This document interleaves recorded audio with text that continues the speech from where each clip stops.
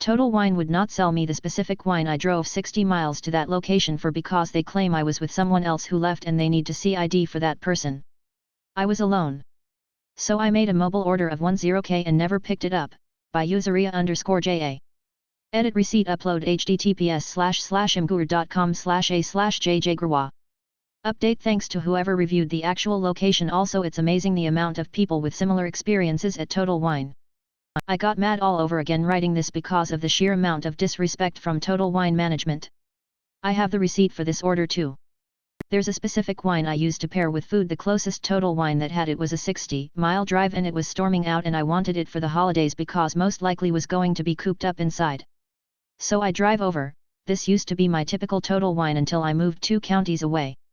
Anyways, I go in and pick up the wine and get some other stuff for holiday parties. Was in there maybe an hour and it comes time to check out and the cashier asks me for my ID, so I give it to her and then she tells me she needs to see the ID of the other person I was with. So now I'm confused and say I'm alone?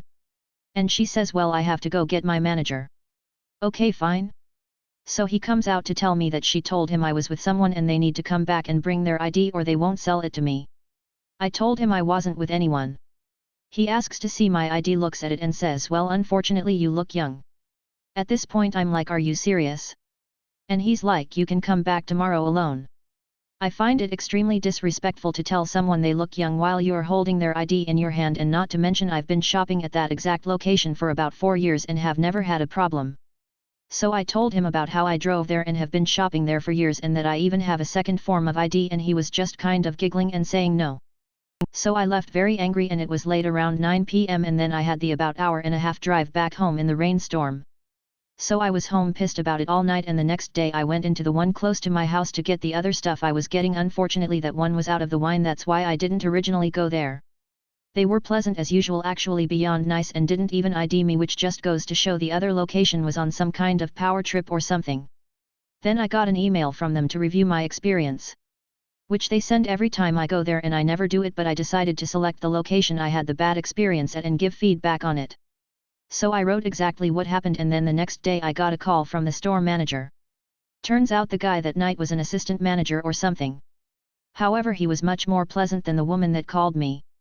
She was extremely rude and condescending and told me that she reviewed the cameras and that someone walked in with me at the same time and that made us a party. I told her I didn't know them. She said it didn't matter. So apparently people can't walk into Total Wine at the same time as you? Then she said that the employees were watching me and that the person left 30 minutes before I went to check out and they saw it. Okay, so? Also, if that is the case and that is your policy, why didn't you say something when you saw the person leave and we could have cleared up the whole situation right then and there? Instead of continuing to allow me to shop for another 30 minutes and waste my time to know that when I came to check out you were going to deny it. So I told her even if that is the case someone can't leave a store? And she said no. To complete the transaction they would have to drive back with their ID. This made me extremely angry because even if that is the case and that is your policy, at least you can offer an apology for the inconvenience or something like that. Not just call me to argue and stir the pot. I was already kind of over it because it had been like 2 days, but just her whole attitude and nastiness about the whole thing was really insult to injury. So I decided to look up their policy, and their policy clearly states that this only applies to parties at checkout, so the rule is who is with you at checkout, which that makes sense or is at least more understandable.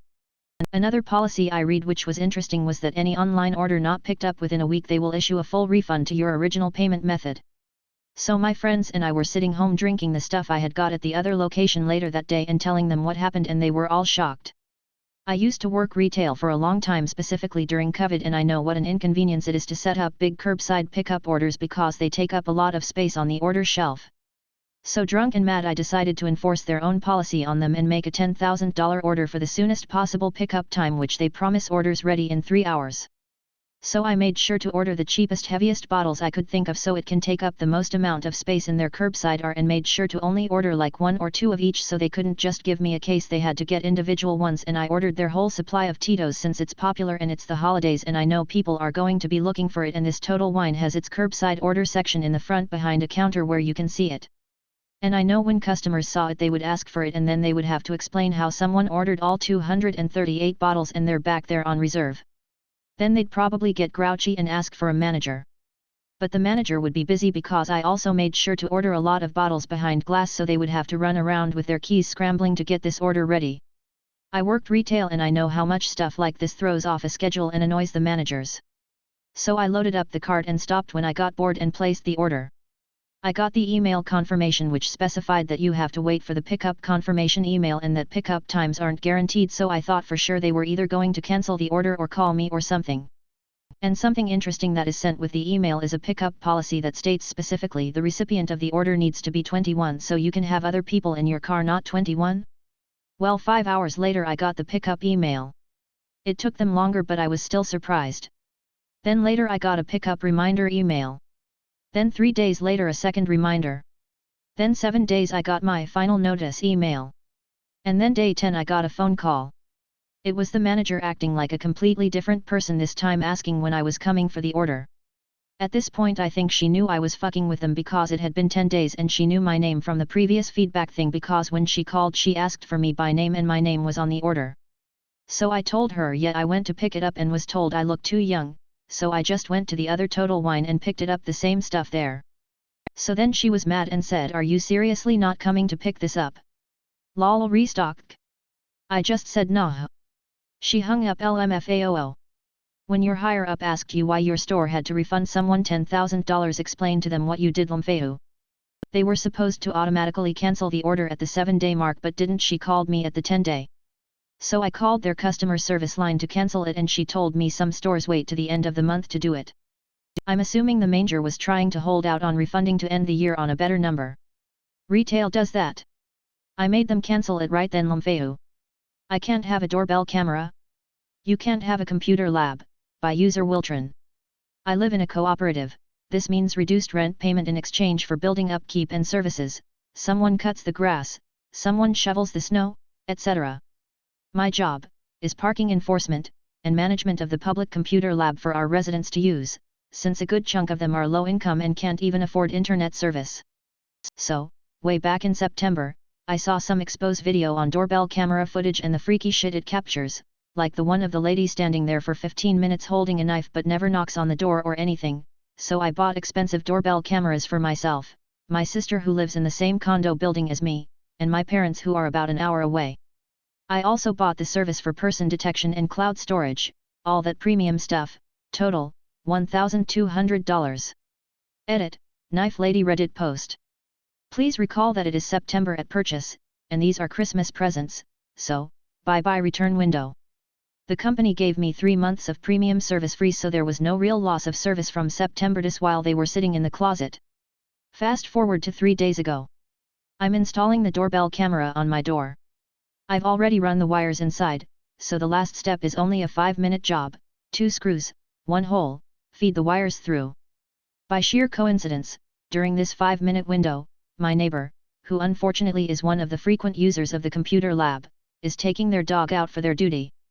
We say our pleasantries and that's it. Before they're even inside, and before I can even finish setting up the software for it on my phone, I have an email from the condo board, saying public-facing cameras are not allowed in the building. Clearly I know who complained. I staunchly defend my purchase, stating I can disable the motion detection and keep it so it's only active when someone physically presses the button, but to no avail. They were adamant on not having it and not allowing it, even threatening eviction on me over a few texts of me trying to save my purchase, nothing rude or anything, willing to even post them publicly. I decide to leave it up overnight, because it's like 9 p.m. at this point and I don't want to rip it all apart. I wake up the next morning, and there's a note taped over the camera with a copy of the bylaws, that say electronic devices with cameras facing public spaces are not allowed. So, I tear it all off, and stew about it for a few days, until I remember that every laptop in the computer lab has at least 1 camera on it. It's a public space. I have remote control over these because I work in IT and know how to set that stuff up. I remotely lock every machine, and mosey on downstairs, and my neighbor is trying to mash the keyboard trying to figure out why it's not working anymore, and suddenly I walked over, unplugged it right away, and removed it, along with every single laptop out of the lab, and left behind a note saying that due to condo bylaws, any electronic device with a forward-facing camera is not allowed. I advised him that someone complained about my doorbell camera and as such I'm just enforcing the bylaws.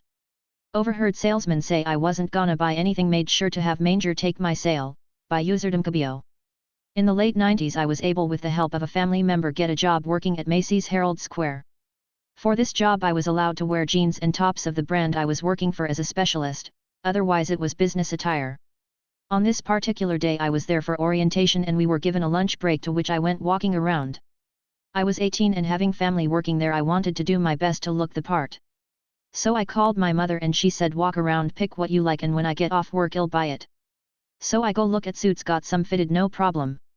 Problem comes when I get to the shoe department. I'm looking at all the shoes and am overwhelmed, lots of very expensive shoes and sneakers and whatnot. I'm looking for someone to help me but to no avail. I see a salesman and I ask him for help and he ignores me. So a manager sees me and asked if I needed help. I said yes, I would like to see these shoes in my size. I tried them on and said thanks, I'll be by later.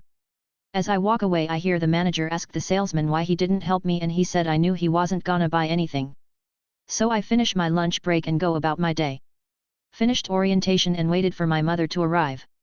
We got the suits and were walking towards the shoe department when this same guy walks up to my mother and says, hello, may I help you? She's about to respond when I said no, we don't need your help. Bring me the manager who helped me before. My mom bought me 4 pairs of shoes. 2 being Coach because she had this obsession with the brand at the time. It came out to over $1,000 for shoes and managers don't get commission. I asked the manager if he knew why I asked for him. He said yes, I do. I told him I start working here tomorrow so I'll make sure to come by and show you my shoes with the suit. He said make sure to show him, salesman, as well since he missed out on the commission. Only allowing Xmil to see pictures of the kids with me in them, by user curious_writer 13. Thought I'd share a bit of petty revenge lately. My ex and I split after he had an affair. He is a narcissist and I only started seeing the emotional abuse clearly as I got out of the relationship and started therapy. Well, it turns out his mother has a problem too. I started unfriending all his family on FB. After 2 years of not talking to any of them, I didn't see the point in having them around. The latest has been his siblings. There are other reasons I still have his mother as a friend but I don't want to go into them as it's a little too much detail. I don't need my ex or his mother coming at me for this. Once that stuff is over, I'll just remove her as a friend, but for now, I need to be petty. His mother is freaking. If I remove her, she won't see the photos I share of the kids. She wants to see what the kids do at both houses. Well, so do my parents, but they don't get that. My ex doesn't care about them and he doesn't do FB. What I noticed is Xmil has been taking my photos and sharing them with her friends and family. She has 1,000 plus friends, a lot of them she doesn't even know that well. I don't want her sharing the photos. She won't stop. So my petty revenge. She doesn't get to see a lot of my posts. I put her on one of those all friends accept thing. The only photos she gets to see are those that have me in them. She can see the kids, but she gets to see my face too and she doesn't like sharing those ones. She hasn't said anything yet, but I'm sure she's seething. She's the only family member left on his side and our mutual friends are only my parents and they won't share things with her now that I've told them what's going on. It really is pretty. My friends tell me so. But it feels good. She can't exactly say that she doesn't get to see photos of the kids. Edit, all those saying I should stay in the middle, I do, smiley face. All those saying I'm using the kids as pawns, that's your prerogative. I'm using their photos, not the children. Nothing has changed about the photos I take, just the way they are shared online and I haven't said anything to the kids about any of it. What happens when I cut her out completely for my own mental health? Am I a complete awe then? I am going to have to mute the notifications somehow though. I want to respond, but I need to work and I have a girls' weekend planned and like to avoid my phone when with them. We often even forget to take photos, we're so in the moment. I got an enabler to a rapist fired, by User_Corner. Several months back, I found out that my best friend, at the time, is a rapist. I'm not gonna get into the details of what the evidence is against him, but suffice it to say it was overwhelmingly sufficient for me to immediately cut ties. I then went on a campaign to out him publicly, as we shared many friend groups and regular group events prior to my discovery of his raping multiple of our mutual lady friends, for the last 20 years, mind you. I warned a few female acquaintances that were adamant that I and all his victims were lying. His victims can't speak up, but as I was never a victim, I felt it would be shitty of me to not at least warn other women in his various social spheres. One of these women hates me. As in the last time I was around her, she and her mom, while tripping on acid and literally kept screaming about how I was demonic and evil. Hail Satan! LOL. After I gave her a very bare-bones breakdown of what the rapist had done, she decided to tell everyone that I was crazy and evil. Original. But whatever. She also hid the rapist when the police were looking for him to serve him a restraining order. So I did a little digging and figured out that she was working for a pretty large event planning company that rhymes with skeever. I emailed their customer service and let them know that I was concerned that this woman was in charge of helping plan large events in our area and therefore could be giving access to further victims for the rapist. They emailed me back almost immediately and requested information, at which point I directed them to the detective working on the case. She was fired almost immediately and is now an Uber driver. So fucking satisfying. Edit. Some of y'all can keep your judgment to y'all selves. Y'all act like the proper channels were not already made use of by the victims. Justice costs money. He has it, they don't, so it takes longer than it should. Also, I don't really care if some of y'all believe or approve of what I did. This is petty revenge. LOL. Damn,